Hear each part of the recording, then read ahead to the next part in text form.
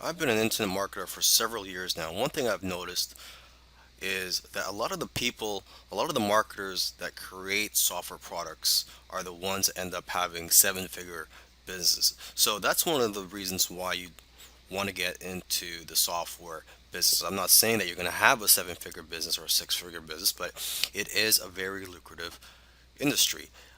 Software products, they have a higher perceived value than all other forms of digital products such as ebooks, video courses, audiobooks, etc. And another advantage to getting into the software business is the barrier to entry. There's not much competition out there. If you create a software product that's, you're not going to have much competition with that compared to other forms of products. For example, if you write a how-to book on a certain topic, you're going to have lots of competition for that book. There's going to be lots of other people that's going to write something on similar topic. Okay.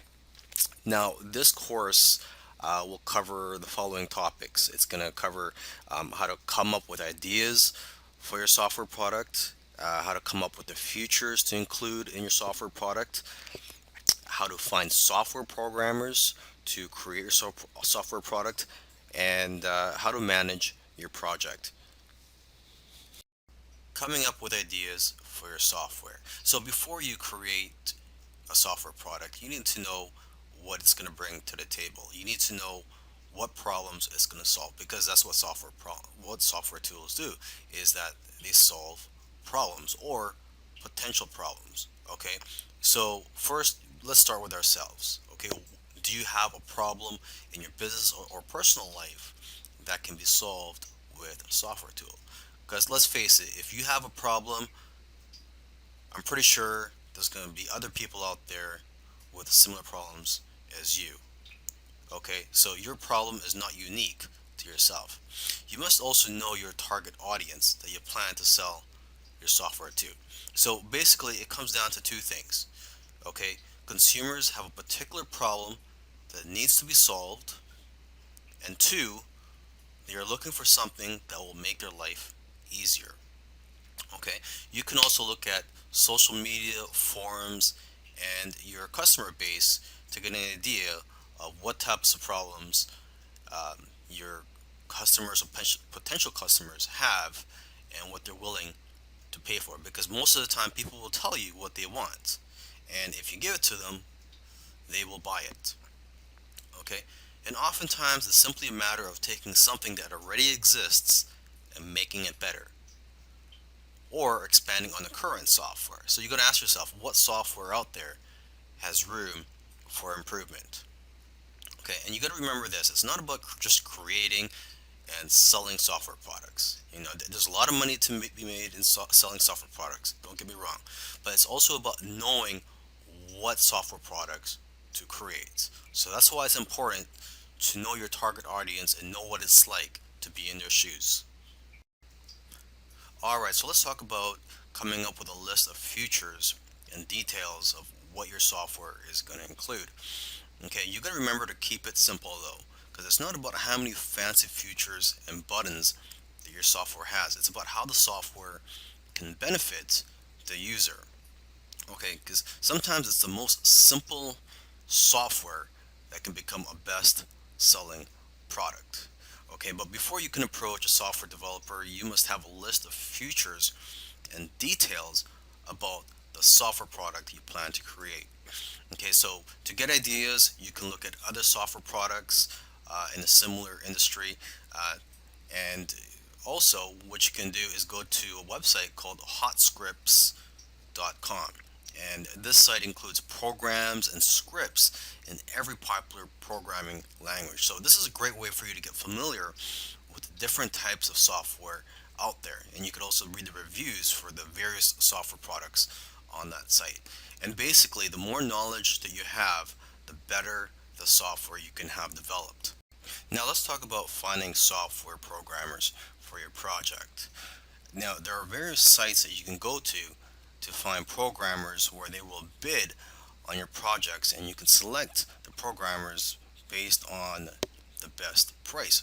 But remember, you have to also make sure to select programmers based on their skills, and how well you feel comfortable working with them. Okay, so I've listed a few sites, the most popular sites where you can find programmers. There's rentacoder.com, elance.com, scriptlance.com, and guru.com.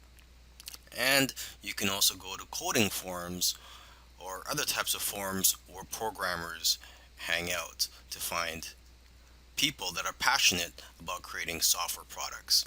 Okay, so now when you visit these sites where programmers could bid on your projects, you have to know how to present your project. So make sure to first view how other people are listing your projects and how they are describing them on these sites.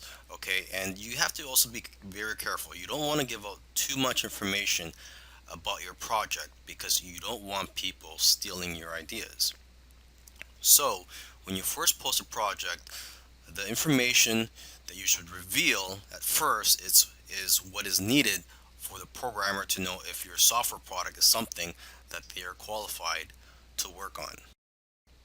When you're working with your programmer, you have to be very clear on what you want and be specific with the details. So you have to make sure you've done your research already before you hire someone to start working on your project. Okay, and you should also find out how long after they finish creating your software will they be able to fix any bugs. So in my opinion, it should be at least 6 months after they've completed the software where they could still fix anything that's wrong with your software. Another thing you want to do when you're creating a software product is not to just outsource everything to the programmer and then just be hands off. I mean, you really have to get involved and get your hands dirty if you really want this to be a successful software product. Okay, and instead of just tell them to just create your software product, you should break it down into smaller tasks so that it's easier to work on and it'll be better for you to basically monitor the progress of your software product. Okay, so for example, you can have weekly or bi-weekly tasks or goals for them to complete to make it easier for you to manage this project. Okay, and you could also encourage your programmers or coders by giving them bonuses for doing well on some of the tasks that you give them. Okay, and you also want to let your programmers know ahead of time what your budget is so they know what to expect. And so with that being said, you shouldn't pay by the hour because it's hard to track the actual hours that they work, and that only encourages people to take their time on your project.